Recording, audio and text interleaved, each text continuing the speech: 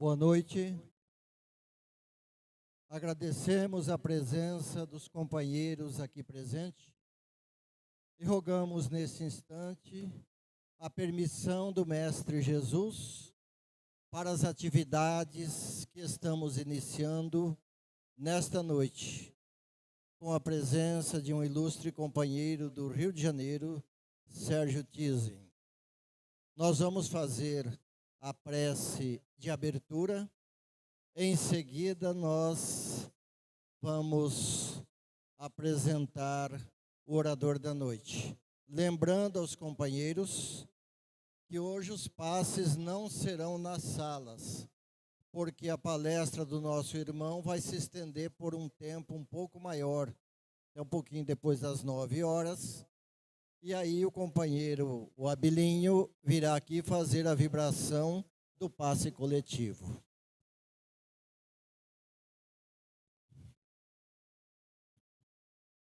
Mestre Jesus, benfeitores amigos, neste momento, agraciados pela presença de benfeitores amigos, estamos iniciando as atividades doutrinárias desta noite, na Associação Espírita Allan Kardec de São José do Rio Preto. Agradecendo o amparo da providência divina, que permitiu a cada um de nós aqui nos encontrássemos para este conclave doutrinário.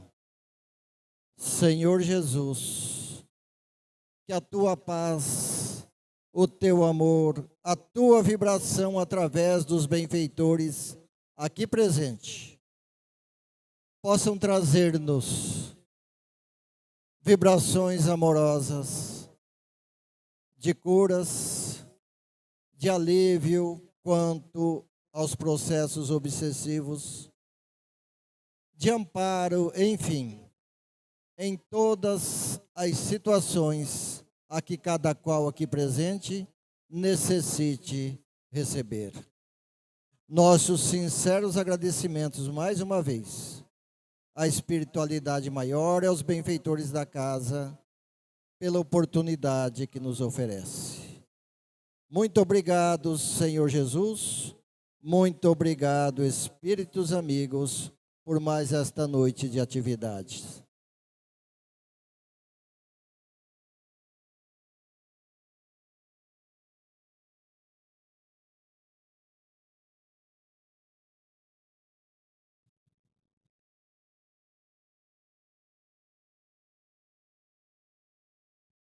Sérgio Tizem, doutor Sérgio Tizem, nasceu no Rio Grande do Sul em 1953.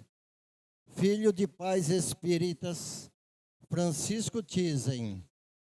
Seu pai foi presidente da Federação Espírita Brasileira no período de 1975 a 1990, quando desencarnou. Dr. Sérgio Tizem formou-se em medicina em 1977 e em física em 1993 pela Universidade Federal do Rio de Janeiro.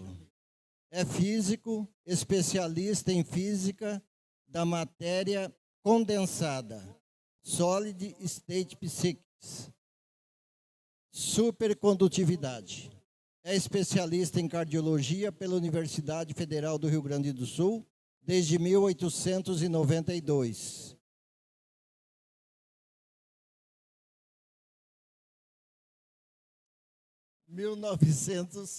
A data que está errada. É 1900.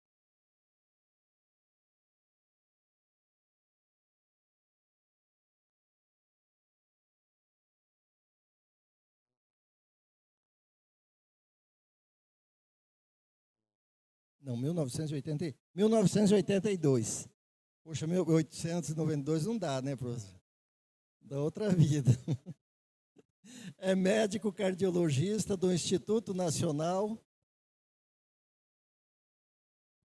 de Cardiologia do Ministério da Saúde, no Rio de Janeiro. Desde 1989, cardiologista intensivista da Universidade Coroniana do Instituto, de 1989 a 2012. Atualmente professor de terapia intensiva para os estagiários da unidade coronariana, pós-operatório de cirurgia cardíaca e unidade de cuidados intensivos em cardiologia. Mais meia hora nós acabamos aqui falando do currículo do Dr. Sérgio. É professor de medicina responsável.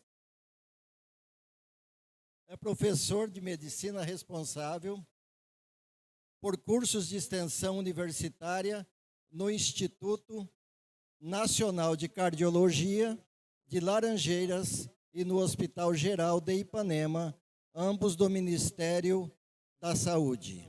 Fundador e presidente da Sociedade Espírita Reencontro, em Copacabana, no Rio de Janeiro.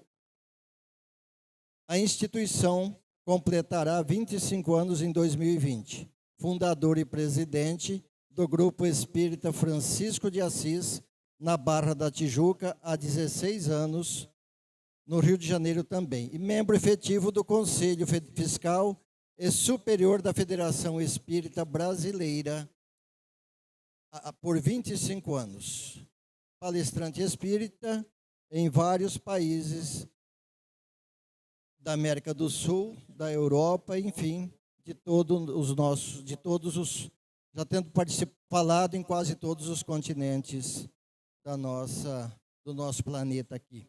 Então, nós agora vamos passar a palavra ao Dr. Sérgio Tizen. Desculpem aí, porque ele correndo o dedo no celular aqui é um pouco complicado. Ele passa, ele vai, ele volta, né? Mas deu para dar uma ideia do currículo do nosso irmão. Fique à vontade, viu?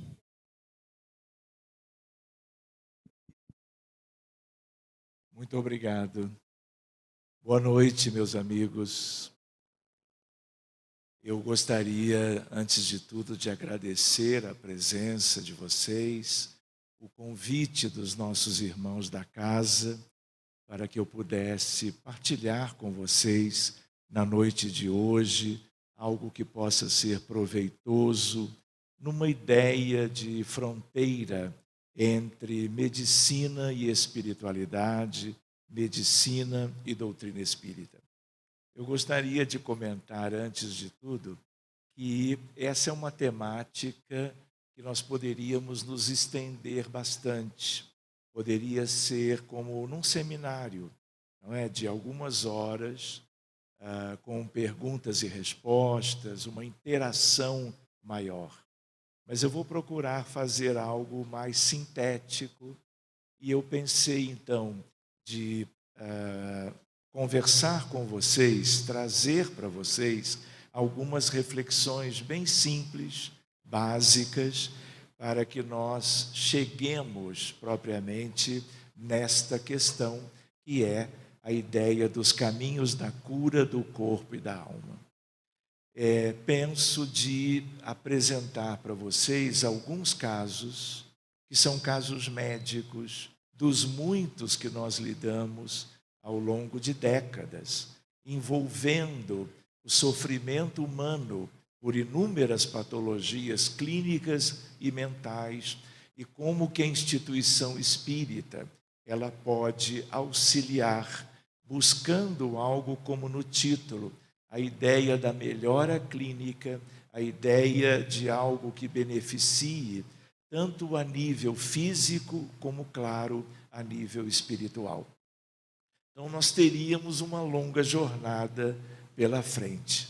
Antes de mais nada, eu gostaria de lembrar algo que vocês conhecem do Livro dos Espíritos sobre a hierarquia dos mundos e a ideia de que nós na Terra somos um mundo ainda muito atrasado. Nós já vivemos o período da primitividade.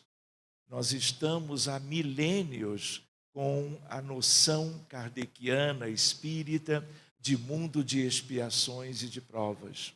temos uma jornada muito longa pela frente, do ponto de vista de cada um de nós e do ponto de vista da humanidade acolhida no planeta dirigido por Jesus há muitos milhares de anos. De tal maneira que o nosso tema de hoje tem a ver com isto. A Terra não é um mundo de referência. A Terra é um educandário e, ao mesmo tempo, um grande hospital de almas. Por isso que as pessoas adoecem ao longo das muitas reencarnações, ao longo das décadas de cada vida, doenças congênitas, doenças adquiridas, doenças agudas, doenças crônicas, doenças com manifestações leves, moderadas ou graves, dependendo de cada pessoa, de quem cada um de nós somos, do ponto de vista de algo que é muito do corpo, mas é sobretudo de nossas almas, porque a origem das doenças é uma origem espiritual sempre. De tal maneira que nós vamos, em geral, adoecer de alguma coisa ao longo de uma vida, de outra, porque é algo muito típico. Nós temos milhares de doenças, doenças que afetam o corpo e doenças que nós lidamos a nível da psiquiatria, pensando em saúde mental. De tal maneira que nós somos um mundo onde a doença gera, porque ela é expiatória, gera sofrimento. Sofrimento para os pacientes, sofrimento para o contexto familiar, especialmente dependendo de quem essa doença afeta. Então, tudo isso é relevante, porque isto diz muito de todos nós. Então, vamos seguindo adiante e comentando. Uma ideia para nós é uma ideia que está no livro Roteiro de Emmanuel pela Mediunidade de Francisco Cândido Xavier.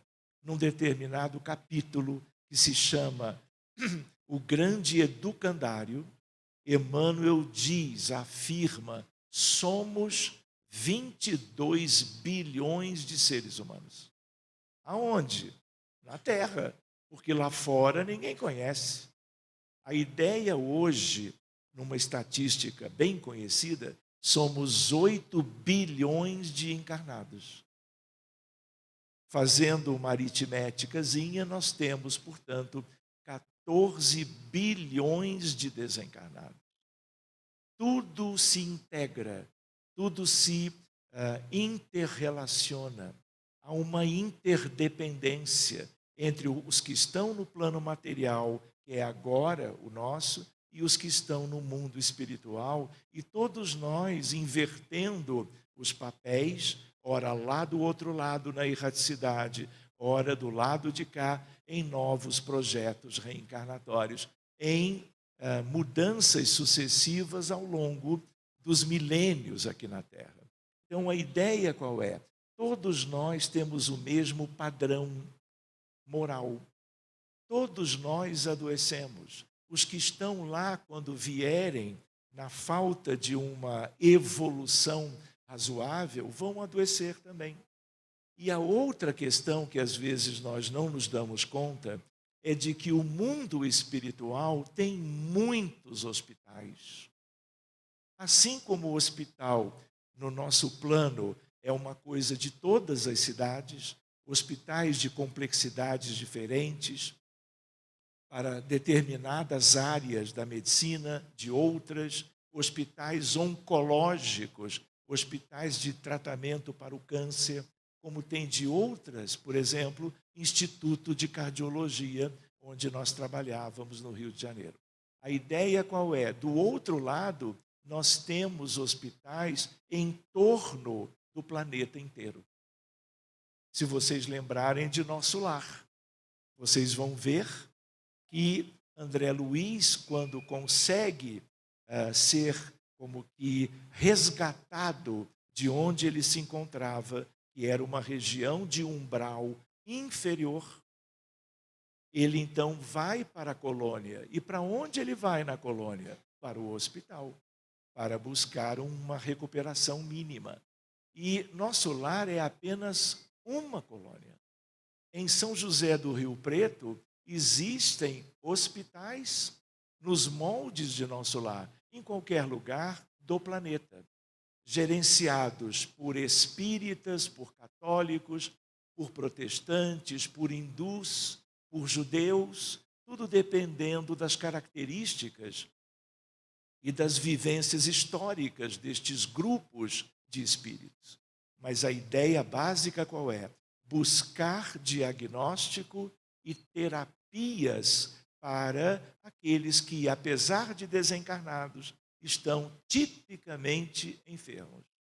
Se vocês lembrarem, André Luiz foi tratado em nosso lar, porque ele morre num pós-operatório de cirurgia abdominal, de um câncer de intestino, e ele, quando chega a nosso lar, ele é tratado pelos instrutores da colônia. Vocês lembram disso. E por que tudo isso é assim? Porque a terra inteira, dos dois lados, ela aglutina, ela recebeu espíritos com certas dificuldades de várias regiões do universo. Então, aqui é um hospital de muitos bilhões encarnados e desencarnados, como nós tínhamos lembrado o valor numérico. Todos vocês ouviram falar de reforma íntima, de educação dos sentimentos, de busca de se substituir, vamos dizer, os vícios humanos, vícios morais. Vocês lembram da tríade devastadora? Existem duas. Uma delas é o orgulho, o egoísmo e a vaidade. E eu ainda incluo mais uma, que é a indiferença. Existe uma outra tríade devastadora, mas eu não vou entrar porque o relógio, olha, eu ganhei até um relógio de presente para eu não me estender depois da meia-noite, porque eles não querem que eu vá tão longe. Então, seguindo adiante, a reforma e a substituição. Enquanto nós não fizermos isto, e é claro que temos recebido toda a ajuda daqueles que estiveram na terra antes de Jesus, dele e dos que vieram depois dele. A ideia qual é? Toda ajuda externa é bem-vinda, mas se nós não fizermos aquilo que é do mundo íntimo, buscando a transformação, a mudança no sentido das virtudes, nós não evoluímos, e não evoluindo, nós estamos nos predispondo às doenças as mais variadas. Querem ver a gravidade do planeta Terra? Apesar de uma medicina linda, que evolui todos os dias, em todas as suas áreas, o número de casos de várias doenças conhecidas há muito tempo só aumenta. Seja a hipertensão arterial, o diabetes mellitus, as neoplasias ou o câncer de um modo geral, a esquizofrenia, o pânico, o autismo, a depressão, a ansiedade, tudo isso só aumenta, revelando o quê? As nossas dificuldades. Pensemos nisso e sigamos. O livro desse valor numérico é roteiro. Lembrando da medicina para nós nos situarmos. A medicina começa lá na antiguidade em vários povos, mas aquele que foi o primeiro médico conhecido da história era Imhotep, no Egito Antigo. Hipócrates veio muito tempo depois, claro, na Grécia. Então, nós estamos vendo o quanto a doença, a busca pela melhora clínica, por tratamentos, sejam eles quais forem, é algo que se confunde com a história da humanidade. É claro que a história humana ela é muito mais antiga do que 5,5 milênios. Mas a história registrada pela escrita tem esta data. Nós temos elementos de história supostos de 40, 50, 80 mil anos, de tal maneira que tudo isto já é conhecido. Doenças físicas e mentais, doenças antigas e novas, ebola, nunca houve ebola, nunca houve Covid-19. E a Covid levou à desencarnação de 6,5 milhões de pessoas entre Brasil, Estados Unidos e o mundo todo. De tal maneira que doenças novas podem ser muito sérias, mas as antigas continuam podendo gerar muito sofrimento. Outra ideia, medicina do corpo, mesmo nas doenças mentais. Uma pessoa com depressão importante, moderada ou grave, ela tem algo no cérebro, que é uma diminuição da neuroquímica, dos neurotransmissores cerebrais. Só que, enquanto boa parte da psiquiatria acha que essa é a causa, que o problema da depressão é uma consequência da diminuição dos neurotransmissores, na verdade isso é consequência. Tudo que há no corpo físico é consequência do que existe antes, de maneira velada, oculta ou aparente, na alma imortal, no espírito humano que, vamos dizer, vive na Terra para cumprir todo um projeto de recuperação espiritual e de cura a um nível mais profundo, não o nível superficial que ainda se trabalha na medicina contemporânea. Outra ideia ali é a ideia de que não existe só uma medicina. Quando eu falo medicina, nós nos referimos à medicina ocidental, mas no Oriente você tem medicinas outras, como a tradicional chinesa, a ayurvédica, a tibetana, a budista e assim por diante. Tudo é lindo, homeopatia e outras coisas extraordinárias, porque a humanidade sempre buscou soluções.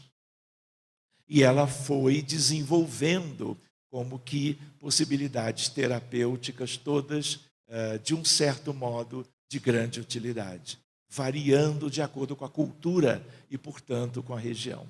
Seguindo adiante, essa é uma noção para nós que todos vocês conhecem como espíritas.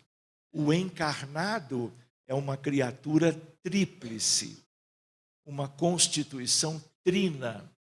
Mas o médico convencional não espírita, não espiritualista, ele só enxerga o corpo físico.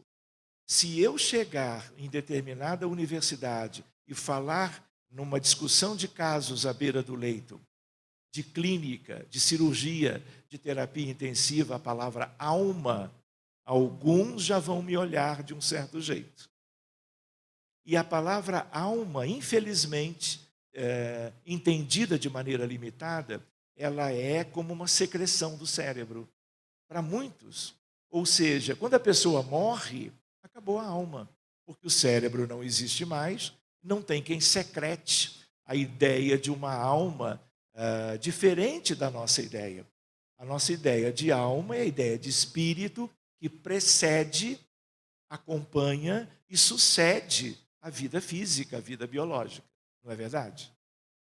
Pois bem, de onde que vêm as doenças mentais e físicas? Do espírito, da alma, usando as duas palavras agora indistintamente. Por quê? Porque no mundo espiritual, que nós usamos a palavra espírito e alma, como usamos do lado de cá, são as mesmas pessoas, as mesmas essências da vida humana no planeta.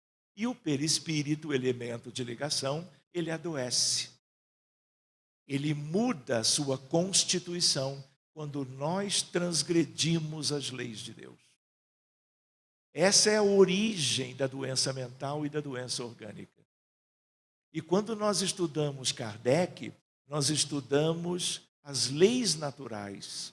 E tudo aquilo é de uma importância extraordinária. Lei de causa e efeito, ação e reação, lei de responsabilidade pessoal e a mais importante de todas, afora as outras, a de amor, de justiça e de caridade. Tudo isto é integrável. Tudo isto é como uma coisa só, divina, para que nós compreendamos as nossas questões. Então, aqui, de certa maneira, todos os três elementos podem muito bem adoecer. Querem ver uma lembrança? Uma pessoa pode passar 50 anos de uma reencarnação sem nenhuma doença importante. Pode viver até os 90 sem adoecer, mas em geral, no seu perispírito, existe algo que nessa vida, por programação, não veio à tona no corpo físico que ela possui agora. O que não quer dizer que na vida futura, na próxima, não poderá haver uma doença importante qualquer. E que não tenha havido antes, numa vida precedente também qualquer. Então, a nossa visão começa a mudar. E começa a mudar não apenas por causa do ambiente espiritista, no movimento espírita no Brasil e no mundo. Começa a mudar porque a medicina, como ciência médica, começa a incorporar algumas questões que talvez vocês ainda não tenham, vamos dizer, a ideia a respeito disso. Chegaremos lá 00:18, 00:20. Amanhã é quinta, ninguém trabalha, não é? Qualquer coisa tem despertador, não é? Celular, tudo moderno hoje. Seguindo adiante um pouquinho, então lembrávamos da medicina, da realidade do nosso mundo, doentes nos dois planos, hospitais no grande hospital. Qual é o grande hospital? A Terra. Então tem hospitais dos dois lados, postos de saúde, postos de auxílio no mundo espiritual, dependendo do nível da vida onde os atendimentos em prol da saúde humana do outro lado ocorrem. Nosso lar e as colônias, e aí nós vamos chegar numa ideia, que é a ideia de contribuição da doutrina espírita para a saúde humana. E um dos pilares da medicina espírita são as reuniões mediúnicas sérias, como dizia Kardec, voltadas para casos de pacientes, em geral de pacientes com certa complexidade, com certa gravidade, que são recebidos no acolhimento fraterno numa instituição em qualquer lugar do mundo, espíritas. Muito bem, medicina espírita é porque nós utilizamos esse tesouro instrumental da medicina da alma, que é a reunião mediúnica, e mais outros elementos. Desobsessão e fluidoterapia. E lembramos, vocês sabem isso muito bem, o centro espírita é como uma realidade relacionável à casa do caminho de Pedro. Vocês leram Paulo e Estevão. Vocês conheceram a primeira igreja do cristianismo primitivo, a casa de Pedro. E o que acontecia ali? Eles acolhiam todos os doentes, os desvalidos, os que tinham dificuldades sociais, e eles eram acolhidos e alimentados. Estevão fazia as preleções sobre o Evangelho para nutrir a alma daquela gente, ao mesmo tempo que eles, pelo magnetismo de cura, eles faziam o que Jesus também fez durante toda a sua jornada na Terra há 2000 anos. Então, a relação entre Jesus e esta medicina é uma relação clara, é uma relação absoluta. Outra ideia, apenas para refletirmos, níveis diferentes de cura. Se uma pessoa tem enxaqueca e toma uma medicação correspondente ao seu quadro clínico de enxaqueca, ela controla os sintomas de cefaleia e outro tipo de desconforto. Mas a ideia qual é? A ideia de que esse nível é muito superficial. É a mesma coisa na depressão. Nós temos uma epidemia mundial de depressão. O que se usa? Antidepressivo. Para quê? Para aumentar os níveis dos neurotransmissores. Mas daqui a 2 anos, o paciente deseja e solicita ao médico para que não precise mais tomar remédio. Ele, por conta própria, pode deixar de usá-los, ou o médico pode interromper a medicação. Daqui a semanas, toda a condição de depressão volta. E como se passaram 2 anos, volta com muito mais intensidade. Por quê? Porque é uma medicina de efeitos, não é uma medicina das causas. Por isso que a medicina começa a incorporar questões transcendentes, questões espirituais que até então não eram levadas em consideração. Outra ideia, cura integral, não é do nosso tempo. Uma pessoa pode ter uma neoplasia, opera, faz radioterapia, quimioterapia, imunoterapia. Dependendo do que não foi feito a nível interno, na mesma existência ou numa existência futura, pode vir outra neoplasia, no mesmo órgão ou num outro órgão diferente. Por quê? Porque as questões internas não foram vistas, não foram contempladas, não foram modificadas por auxílio externo e por mudança íntima e pessoal de cada paciente. Então, cura integral é algo para que a alma imortal, o espírito humano, esteja destituído de desarmonias e ele viva como um virtuoso, uma pessoa cheia de virtudes. Solidariedade, compaixão, empatia, respeito, humildade, caridade e assim por diante. E os vícios daquela tríade, não é? Devastadora, vão ficando de lado. Isso é um trabalho. Aliás, se nós pensarmos, nós estamos aqui para isso. Na Terra, que eu digo, doenças do corpo e doenças da alma, lembrando que todas elas são questões espirituais pendentes que todos temos. Querem ver uma outra ideia? Quem não é enfermo não reencarna na Terra. A Terra é para isto. Os que reencarnam e já são virtuosos são missionários lá do alto e vêm nos ajudar. Na medicina, na filosofia, nas artes, nas religiões, sempre vieram, sempre ajudando a humanidade a entender o seu processo de regeneração, de renovação, de transformação e de busca por algo que tem relação com isto, que é a ideia de uma cura integral. Muito bem, medicina da alma, medicina espírita. Desobsessão, um outro nome, assistência aos desencarnados. Vale dizer que cada grupo mediúnico tem suas características, que dependem da equipe encarnada, mas dependem muito da equipe desencarnada que lhe dá assistência. Então, essas questões são importantes. Existem grupos que estão familiarizados, experientes, capacitados, até um determinado tipo de problemática e a um tipo de complexidade de casos médicos, que recorrem ao centro espírita, batendo à sua porta no atendimento, acolhimento fraterno.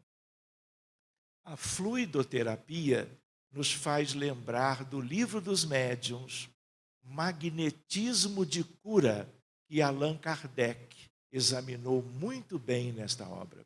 Água magnetizada, fluidificada, a ideia do passe coletivo, individual, passe para doentes que vão deitar-se numa maca e vão receber uma assistência mais específica, que não é a mesma daquela do trabalho público doutrinário, como nós aqui estamos vivendo mais um dia. Então, existem algumas diferenciações. Grupos espíritas do mundo inteiro se dedicam a estas coisas, com uma capacitação maior ou menor, discernimento, estudo.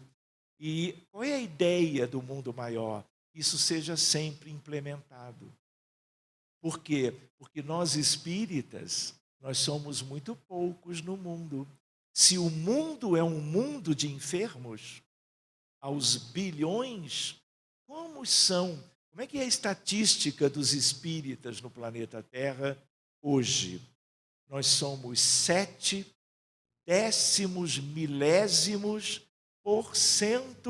da população encarnada. Como dizíamos ontem, um grãozinho de areia numa praia. E a demanda por recursos espíritas de tratamento, ela é universal. Só que ela só tem podido contemplar uma parte da comunidade. Por isso que é importante se divulgar a doutrina espírita, como diz Emmanuel, pela palavra e pelo exemplo. Vamos adiante. Outra questão, nós não vamos abordar hoje, a ideia da evangelização, favorecendo as aquisições morais, as virtudes, a transformação e a reforma.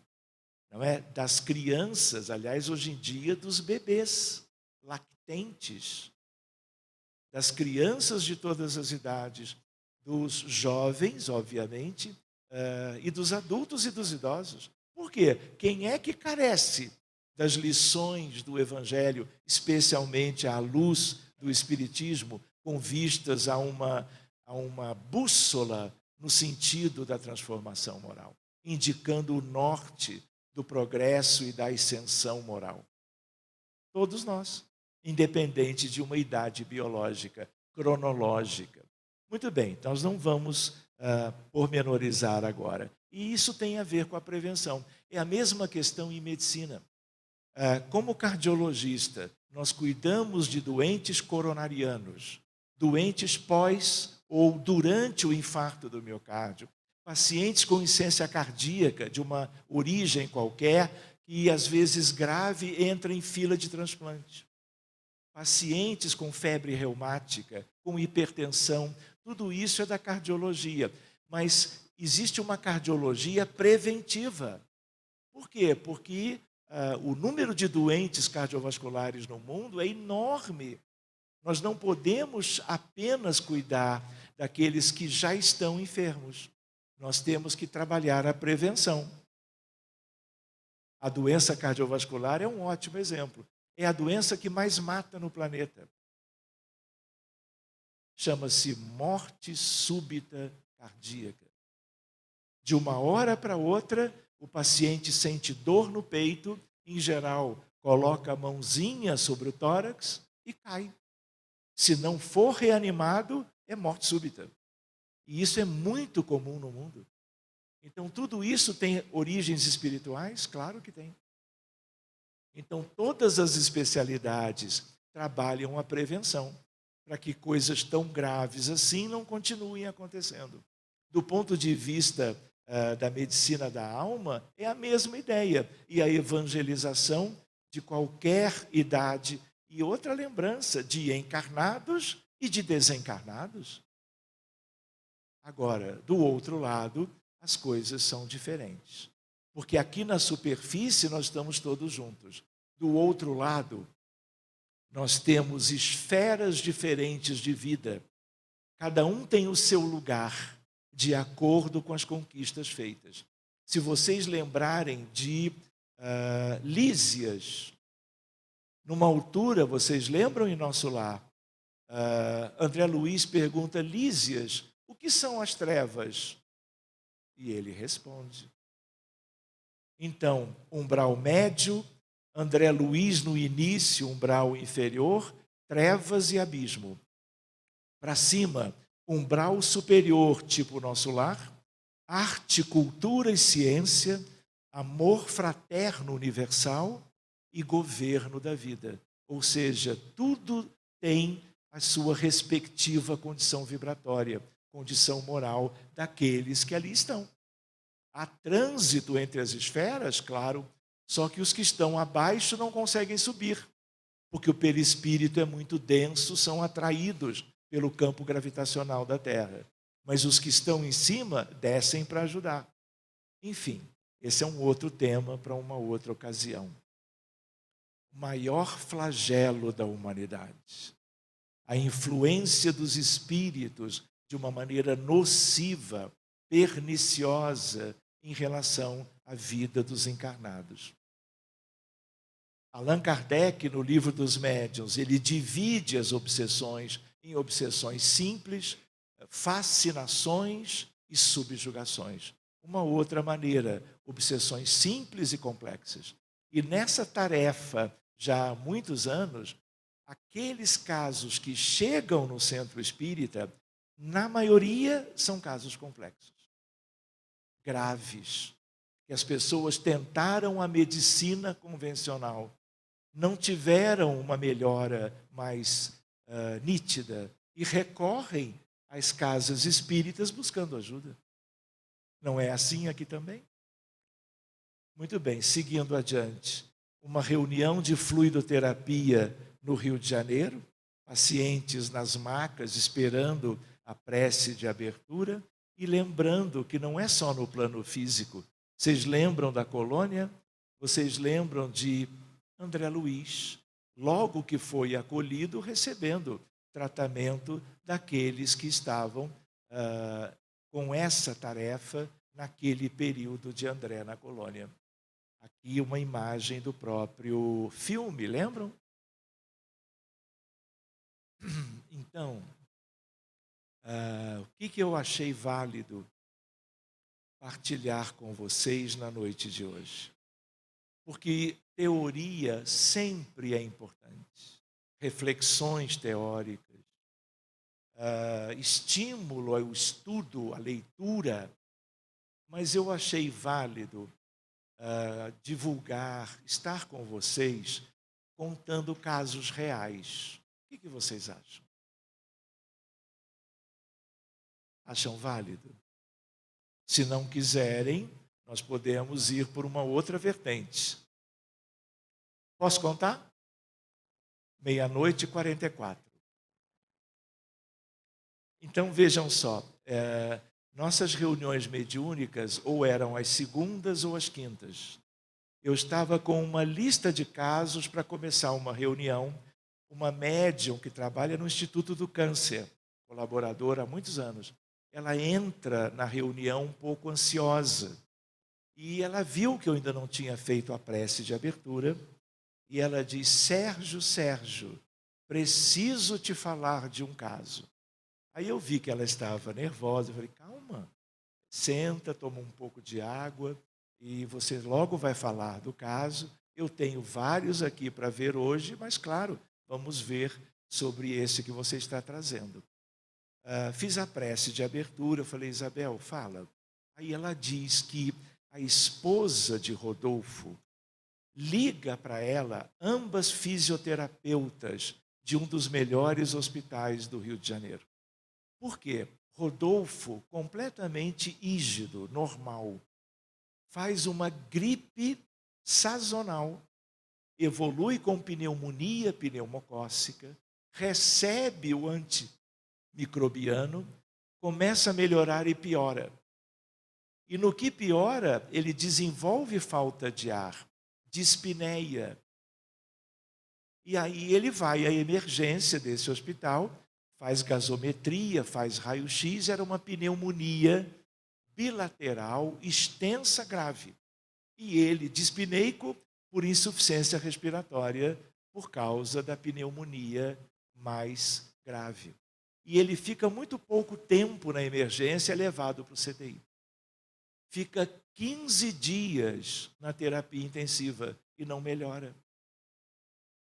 E naquela manhã, a esposa dele, também fisioterapeuta, é chamada pelos colegas da rotina da terapia intensiva, dizer: olha, por que nós não temos mais esperança? Olha como é sério isso. Porque nós estamos com ele em assistência ventilatória mecânica há 15 dias com oxigênio a 100%. Eu nunca tinha visto isso em prática minha em terapia intensiva. E aí, quando eles tentavam diminuir a concentração de oxigênio oferecido aos pulmões do paciente, o coração começava a bradicardizar e a parar. Aí eles aumentavam de novo para 100. E durante 15 dias, apesar de tudo de melhor da medicina contemporânea em terapia intensiva, melhora nenhuma.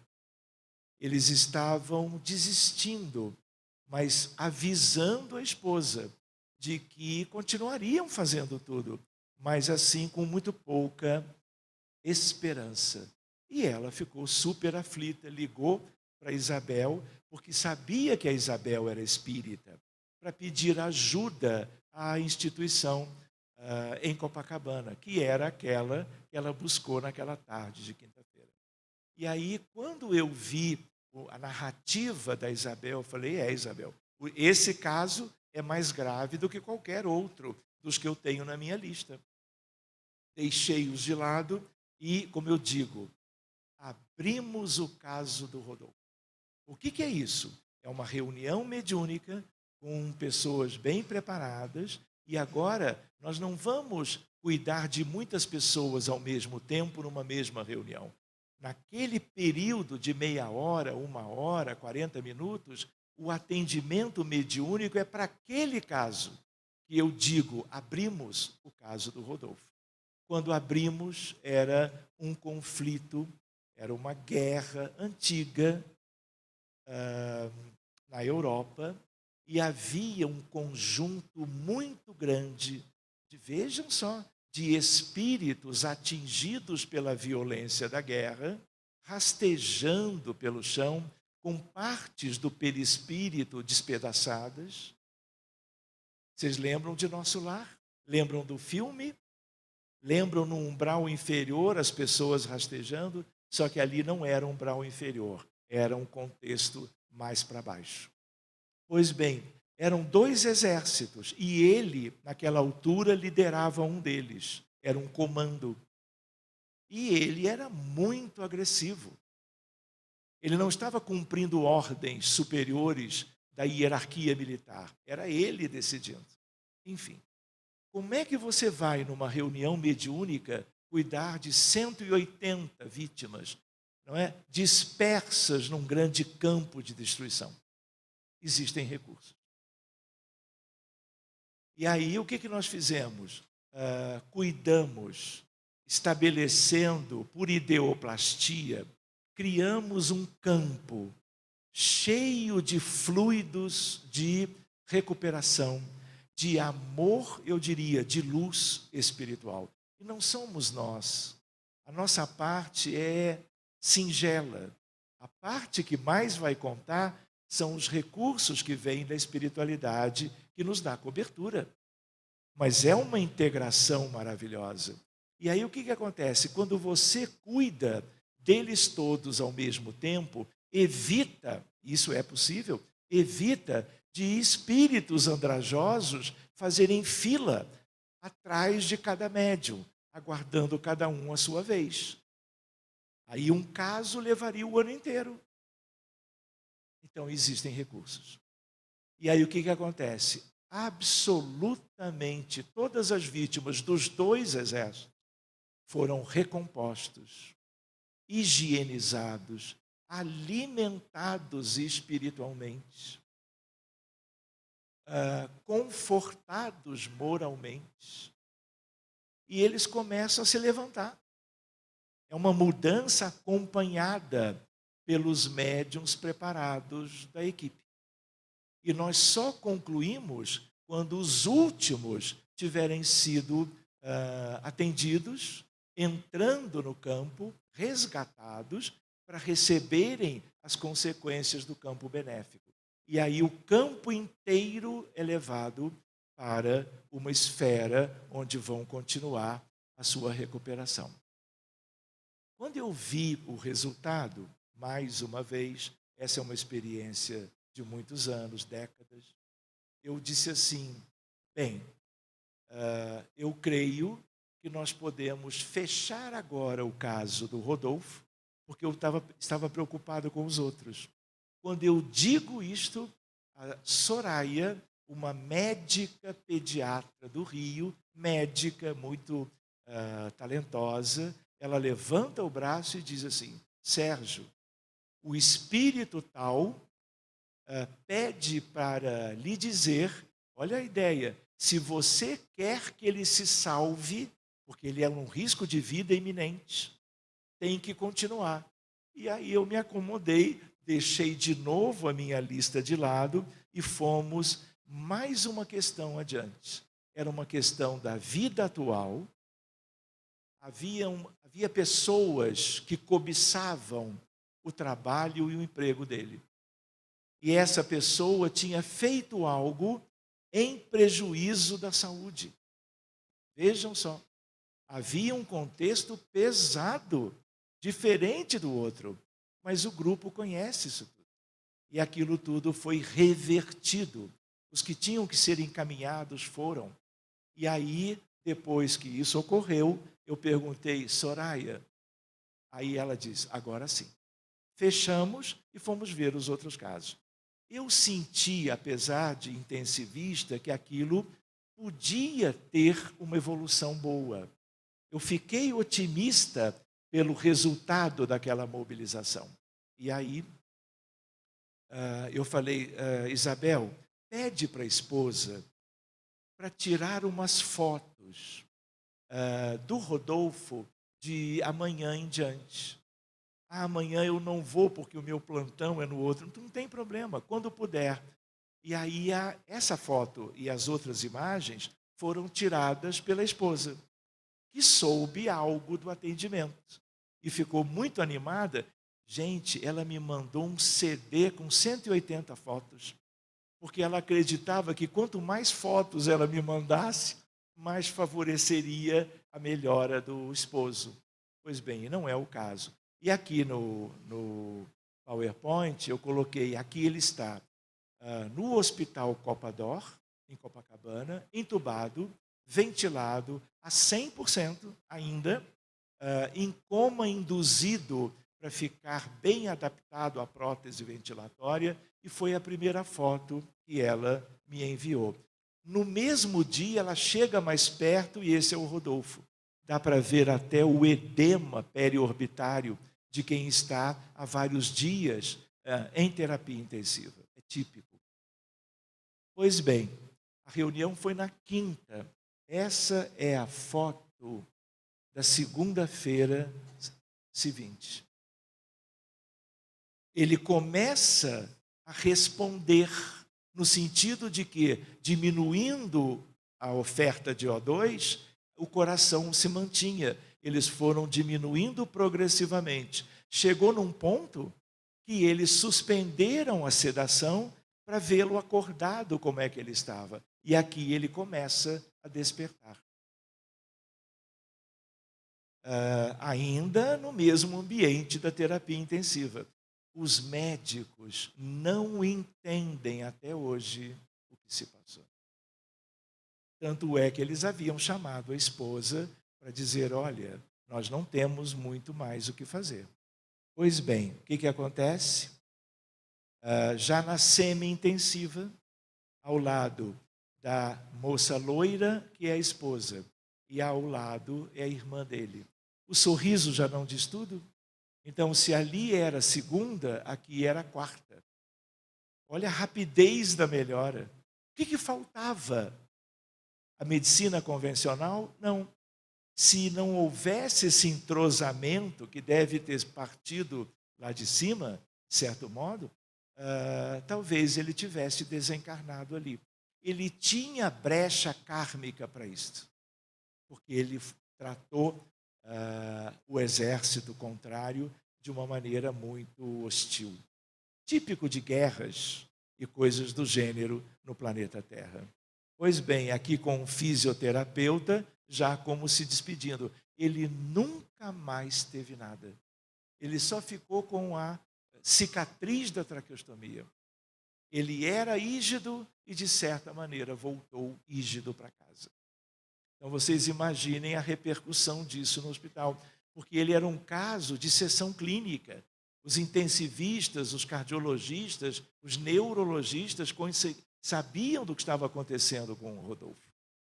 Pois bem, posso contar? Eu fui à Austrália 6 ou 7 vezes para divulgar a doutrina espírita, levar a semente. E aí o que acontece? Falei de muitos temas espíritas.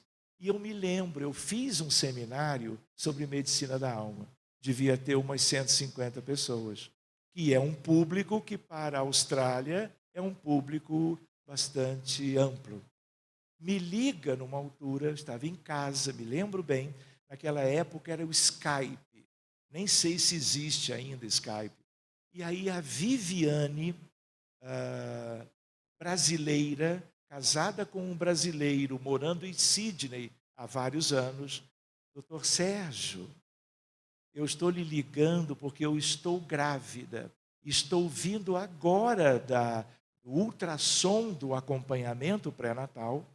E aí o que acontece? Olha, o médico disse que no interior da cabeça do meu filho, eu já tenho um filho, é o Mateu, mas esse de quem eu estou grávida tem um problema de uma dilatação dos 2 ventrículos laterais do encéfalo, do cérebro. E ele nunca viu isso e me recomendou o médico A, o médico B, especialistas de neuropediatria, de obstetrícia, porque ninguém sabia o comprometimento da gestação que esse aspecto cerebral podia dar. Eu falei, olha, vamos ajudar. Aí ela lembrou, olha, eu estou lhe procurando, porque quando foi no ano passado que você esteve aqui, eu me lembro que você contou casos. E aí ela associou e telefonou pelo Skype. Eu falei, olha, manda todos os dados e nós vamos logo a seguir abrir o caso do teu filho. Levei para a reunião mediúnica. Quando eu abro, como eu digo, guerra. Só que aqui era a guerra do Vietnã. Ele era piloto de caça americano. United States Air Force. E ele, apesar de cumprir ordens como um piloto da aeronáutica americana, ele, quando despejava as bombas, às vezes até propositadamente, contra civis vietnamitas, ele tinha, eu vou usar a palavra, rancor, mas era mais do que isso. Pelo povo que tinha uma guerra, um conflito com a América. Vocês conheceram, muitos de vocês acompanharam aquela etapa da história da humanidade, Camboja, Vietnã. Pois bem, vários mortos, civis, em campos de cultivo de arroz. E os médiuns vão descrevendo. E tudo sem pedaços. Vocês pensam, às vezes, eu vou colocar dessa forma, que morrendo em certas condições, quase que todas, as pessoas se refazem rapidamente? Vocês pensam que os que morreram de Covid-19 no Brasil, na Itália, nos Estados Unidos, no dia seguinte estavam muito bem? Um dia eu conto. O que esse mesmo grupo foi convidado a trabalhar em prol dos desencarnados, aos milhares. Nós tivemos dias no Brasil com 4.500 mortos. Nos Estados Unidos, até com 5.000 se teve.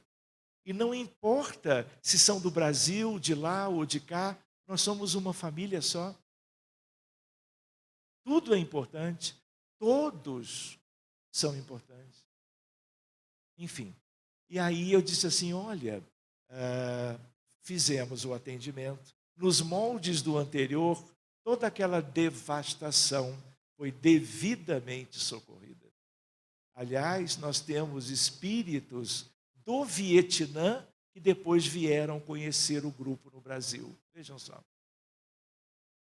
Enfim. E aí eu disse para ela, olha, fizemos um primeiro atendimento. Ela ficou um tempo sem fazer contato. Quando ela fez o segundo contato, ela diz, olha, ele nasceu bem, o desenvolvimento na minha barriga correu tudo bem. Mas agora, no 10º dia de vida, o meu marido notou umas coisas esquisitas. O que é? Ele treme todo. O meu outro filho não tremeu nada disso. Eu falei, faz um vídeo, faz outro e me envia. Porque se é fotografia, não dá para ter uma ideia. Pois bem, então esse é o primeiro vídeo. Tem como aumentar o som? Por favor. Reparem o movimento da cabeça e dos braços. Tem como acionar o alto-falante? Porque eu acho que só eu escuto. Então, o pai está fazendo carinho e a mãe filmando. Às vezes era o contrário. Qual é a ideia? Quando eu olhei para isso lembra Parkinson. Isso lembra o tremor de repouso dos pacientes com a síndrome de Parkinson, que é uma síndrome do sistema extrapiramidal. Só que isso é raríssimo. Ninguém que eu mostrei isto sabia o que era. Só que os ventrículos laterais que estavam dilatados estão exatamente na topografia dos núcleos da base que controlam os movimentos. Na verdade, só de olhar o vídeo já deu para ter uma ideia. E ela levou aos colegas de lá, competentes, claro, mas também nunca tinham visto. Muito bem, aí ela manda mais um vídeo.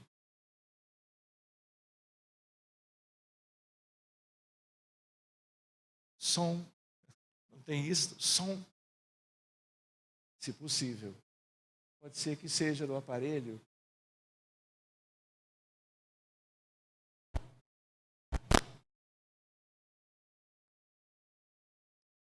Tudo bem. Olha a cabeça. Vocês também nunca viram. Deixa eu voltar.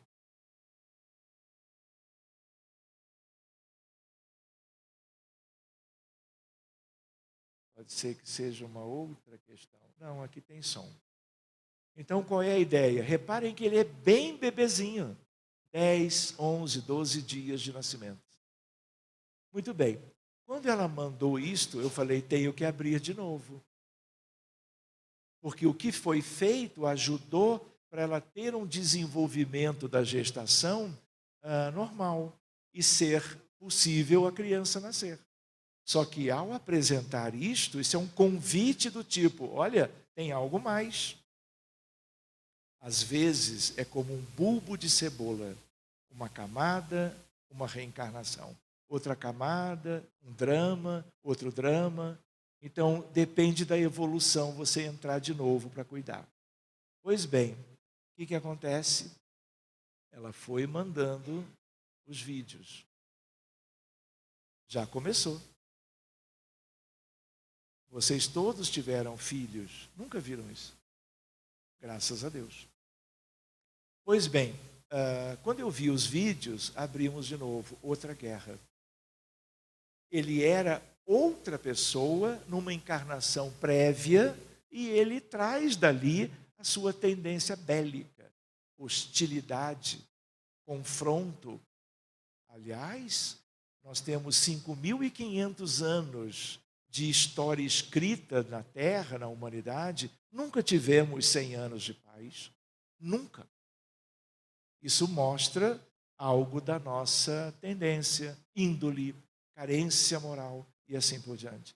E aí o que acontece? Nos mesmos moldes cuidamos de tudo. Mas nesta vez, quando eu vi os vídeos, eu tive uma ideia de algo.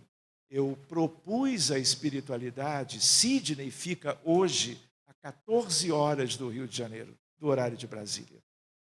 Qual era a ideia? Independente de estar dormindo ou acordado, com o anjo tutelar dele e com os benfeitores dessas equipes, ele é desdobrado e trazido para o Rio de Janeiro. E ele incorpora, entre aspas, na médium ao meu lado. E eu tive a chance, ele com um corpinho pequenininho lá, mas aqui ele vem como um jovem. E uma coisa linda, vê-lo arrependido por tudo que ele recebeu de auxílio. Ele se conscientizou e ele sabia que ele teria uma vida com dificuldades. Por um tempo, conversamos durante alguns minutos e qual foi a ideia de trazê-lo? Ideoplastia. Como médico, eu conheço anatomia e aí eu crio um cérebro impecável, com toda a neuroanatomia, neurofisiologia e neurofuncionamento. Quando eu termino de plasmar ideoplasticamente, qual era o objetivo? Transplantar isto para a cabecinha do espírito, desdobrado, manifestando-se ao meu lado. Expliquei tudo para ele. Quando eu termino de elaborar o cérebrozinho, compatível com o tamanho dele ali, a espiritualidade, creio, apesar de que isso é um movimento afetivo de todo o grupo, aquilo começa a ficar iluminado, brota uma luz. Eu falei, então ele está pronto. E aí eu disse para ele, olha, quando eu juntar isso aqui, é para você melhorar disso. E você vai ter sono, você vai adormecer. Não se preocupe, que a nossa equipe vai levar você de volta com todos os benefícios daqui. Ele, tudo bem. E aí ele me disse, doutor Sérgio, eu gostaria tanto de esquecer tudo isso. Eu falei, ah é? Você me autoriza? Ele disse, claro. Conversei, de certa maneira, pedi autorização do anjo de guarda dele que o havia trazido. E ele disse, sim. E aí eu trabalho, antes de conduzi-lo de volta e acoplá-lo lá em Sydney, este que era o benfeitor, na verdade, junto da equipe, nós trabalhamos, não tem disco rígido em computador, você não pode deletar arquivos. Então, a memória profunda traz tudo isso de qualquer um de nós e das nossas vivências. E com autorização foi deletado. Para aquilo não ser uma fonte vibrátil de perturbação em qualquer outra época da vida dele.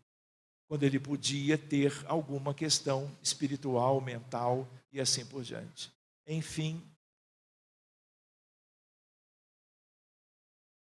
eu não liguei o vídeo, mas não dá já para notar que ele é outra criança? E reparem, ele tem 2 ou 3 dias além daquele anterior.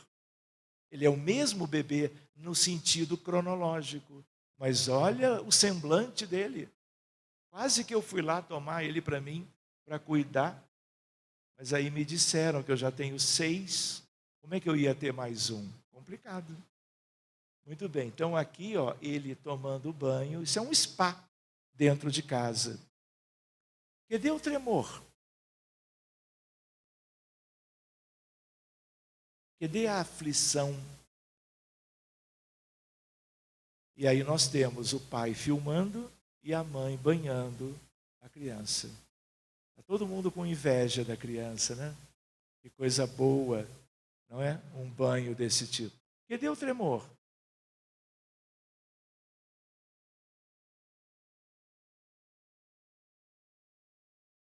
Eu só vou esperar o bocejo dele. Ah, não, o bocejo é no próximo. Aqui, ele sendo vestido depois do banho, no mesmo dia, claro.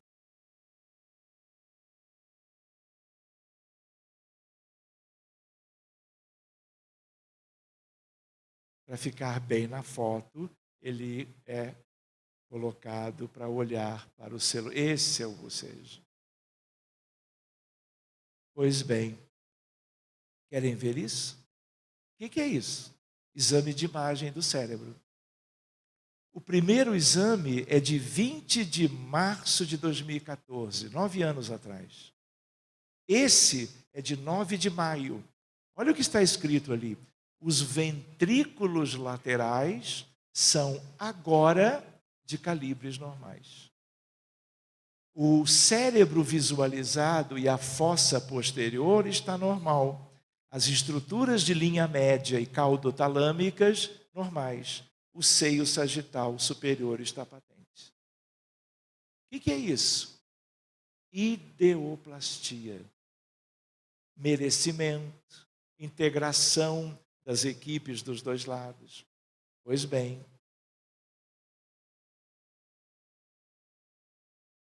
dá para perceber que é o mesmo? Australiano, prancha de surf, ainda nessa idade. Surfa melhor do que eu hoje em dia. Eu voltei lá, quando eu vou, alguns dias em Sydney eu me hospedo na casa da família e ele já maiorzinho. Depois eles me mandaram outras imagens. Então, esse é um caso de cura. Cura do corpo e, muito provavelmente, algo muito importante espiritualmente. Porque, na medida que você atende a criança, o jovem, o adulto, e você vai buscar as questões espirituais, a medicina sai do mundo físico e vai para o mundo espiritual. E você beneficia e encurta o sofrimento na erraticidade, que às vezes pode durar décadas ou séculos. Quem tem interesse nisso? O mundo superior, os benfeitores, e nós aqui humildemente entendemos com facilidade o benefício disso. Muito bem, outro caso. Hospital em Niterói, no Rio de Janeiro. Uma colaboradora do reencontro diz: doutor Sérgio, eu sou nutricionista e eu estou acompanhando um caso de um paciente que fez uma virose, que já se sabe qual é Zika vírus. Só que ele não fez um quadro simples. Ele está na terapia intensiva e não levanta, porque está tetraplégico. Ele mal esboça movimentos da musculatura perioral. Eu falei: vamos lá, com uma ideia de conhecê-lo. Atravessamos a Bahia, fomos ao hospital da Universidade Federal Fluminense e ela me mostrou o paciente. Quando eu chego lá, terapia intensiva, entubado, sedado, nos moldes do Rodolfo, né? E aí, completamente entregue ao respirador. Por quê? Porque não funciona. A musculatura insi-expiratória não funciona por causa do Zika. Abrimos o caso, conversei, fizemos uma prece na beira do leito. Quando ele abria os olhos, ele acompanhava. Levei para o grupo e começamos a ver o caso dele, guerra. Por que o Zika não faz isso com a maioria? Porque depende de brecha kármica. São leis, tudo é baseado em leis divinas. Não é verdade? Pois bem, ele começa, aqui ele já saiu do respirador. 2 ou 3 dias depois. Esse é o Jonas. Olha o sorriso. Quando eu olhei, eu sugeri fazer dieta. Porque o problema já era outro. Entenderam? Pois bem, olha isso, gente. Só para lembrar, o Zika vírus dá microcefalia em fetos e bebês. Foram 2.500 casos no Nordeste. Lembram? De microcefalia das gestantes de lá? Uma tragédia. Mas tinha causa. Tudo tem causa. Nós do lado de cá ficamos cientes dos efeitos. E olhe lá. Outra síndrome é uma síndrome neurológica chamada de Guillain-Barré-Landry-Stroll. Ela dá paralisia, mas o quadro pior é aquela lá, em inglês. É uma encefalomielite aguda generalizada. E aí não mexe nada. Era o quadro dele. E ele teve essa melhora. E o caso dele foi parar no jornal. Por quê? Inusitado. O benefício, a recuperação, a melhora clínica. E aí o pessoal do hospital, era um hospital preparado para cuidar de vários pacientes. Enfim, isso aqui é o resultado, de novo, desobsessão, reunião mediúnica de assistência e fluidoterapia. Fora orações, preces e a esposa evangélica. E ficou acompanhando, vocês imaginam a felicidade. Aquela primeira foto era dele, era do casal antes dele adoecer. Posso contar mais um caso ou 18? Posso contar mais um? Vocês que vão dizer, não é? Acho que só esse já dá mais uma ideia. Um colega pediatra, colega de turma, Hildebrando, ele atendia o caso do Miguel no mesmo hospital Copador. E aí é um caso que nasceu, foi para casa e em poucos dias faz uma convulsão generalizada. A família assustada leva correndo para a emergência pediátrica do Copador. O que acontece? UTI pediátrica.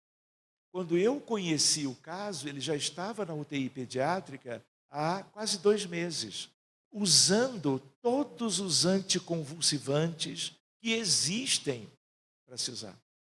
E ele não respondia. Monitorado de todas as formas, a melhor medicina. O que acontecia? Ele continuava fragilizado e convulsionando.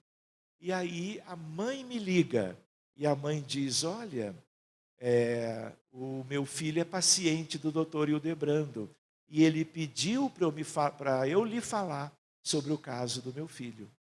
E aí ela disse, quando ela disse, eu, aproveitando que o centro espírita era perto do hospital, eu fui até lá para conhecer ao vivo a criança. Essa foto é a única foto que ele tem antes de ter a primeira convulsão. Completamente normal. Eis que, quando eu vou, eu encontro... Esse é um vídeo que ela me mandou. Repara ele convulsionando, mexendo os olhinhos. Olha a crise tônica. Não é tônico-clônica, é tônica do bracinho direito. Isso é uma crise convulsiva. Todo medicado. Pois bem, eu não vou me prolongar, mas vocês têm a ideia. Isso foi o que eu encontrei. Todo cheio de eletrodos, cheio de catéteres, cheio de acessos arteriais e venosos, e monitorado o eletroencefalograma com os eletrodos cerebrais 24 horas por dia. E não respondia, mesmo com 2 meses depois. Enfim, pedi licença para fazer uma prece com o pai, com a mãe, tinha uma enfermeira que também quis participar, e ficamos ao ladinho dele, e aí trouxemos o caso para cuidar. Quando nós abrimos o caso do Miguel, vejam só, África, ele era diretor de uma empresa multinacional de criação de remédios, das mais conhecidas. E o que houve? E é interessante porque o rastreio da origem já é automático há anos. Porque se não se identifica a origem, não se busca o benefício respectivo. Entendem? Pois bem, a África, ele havia autorizado experiências sem critérios de metodologia científica, sem as etapas adequadas, não é? As experiências não podem começar em anima nobile, como nós chamamos. Isso é completamente ilegal, antiético e imoral. E ele autorizou. Por quê? Porque ele queria que a empresa multinacional dele pudesse encontrar remédios úteis para determinadas questões e a empresa ter sucesso financeiro no mundo. Muito bem, então o nosso Miguelzinho era o diretor da empresa. O que eu tive, vamos dizer, porque a espiritualidade foi trazendo mães de crianças crianças numa situação completamente lamentável, todos desencarnados. Tinham mães com ódio, do tipo, o que você está querendo fazer? Porque essas pessoas não viam o bebê, viam aquele lá e fizeram analogia e relação de causa e efeito. E aí diálogo fraterno, esclarecimento, e vai.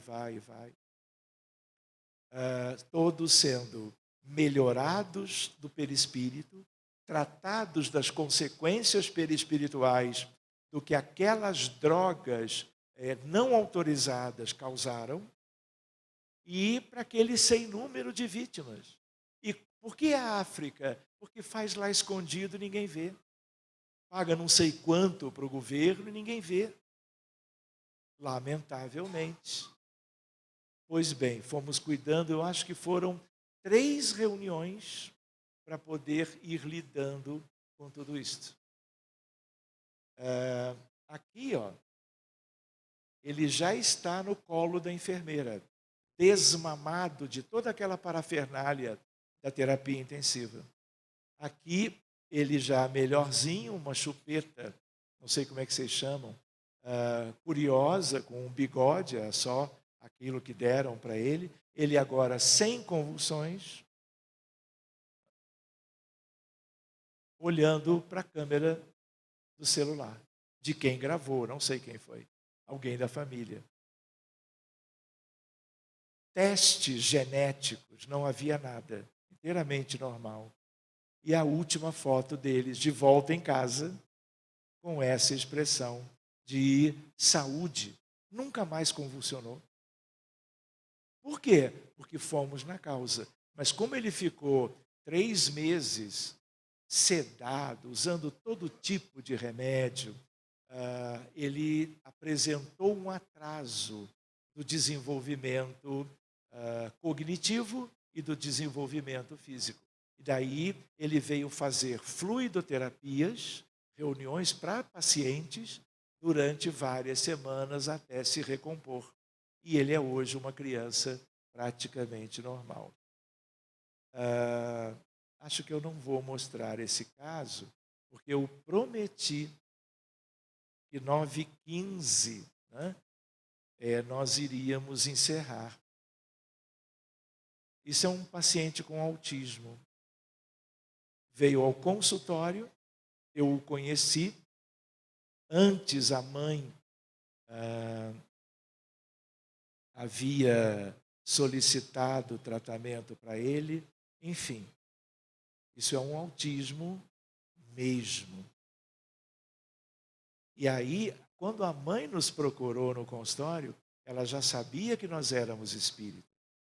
E ela queria mesmo, não era medicação para o autismo, tratamentos convencionais, e sim que nós levássemos o caso. Então ela foi uma vez só para haver um primeiro contato, e o tratamento restante foi ele agora no colo da avó, mais calmo. Ele continua autista, mas é um caso muito mais leve. E aqui a mãezinha, a Juliana. Queridos, Salvador, Bahia, autismo, a mesma criança. 3 vídeos que a mamãe me mandou. E ele, outra criança. Querem ver? Pena que não tem som. A mãe está pedindo, sorria para o doutor Sérgio. E ele sorri. Em algum momento aí. E no vídeo seguinte, ó, dando tchau para o tio Sérgio. E aqui, ó, a mãe, toda faceira, boa noite, tudo bem com o senhor? Estamos aqui saudando a sua equipe e tudo mais.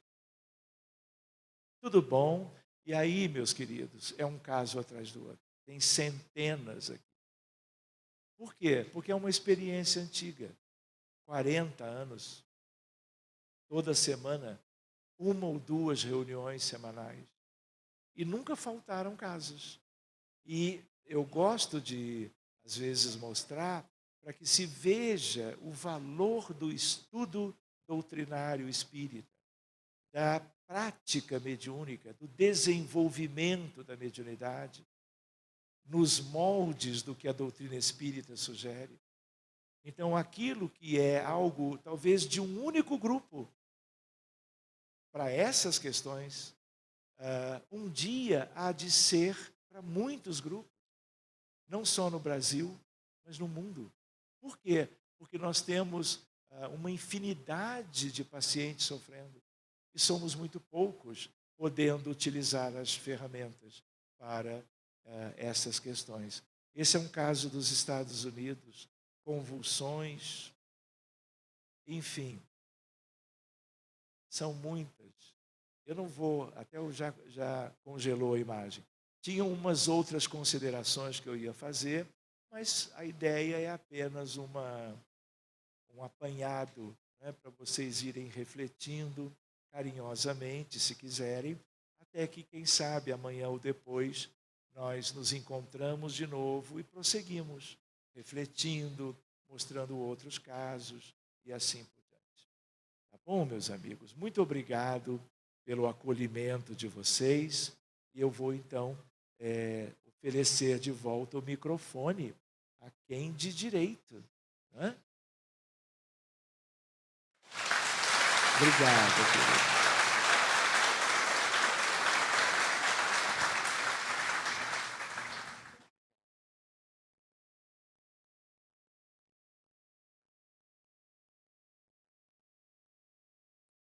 Queremos agradecer ao Dr. Sérgio pela beleza de explanação, um trabalho totalmente diferente.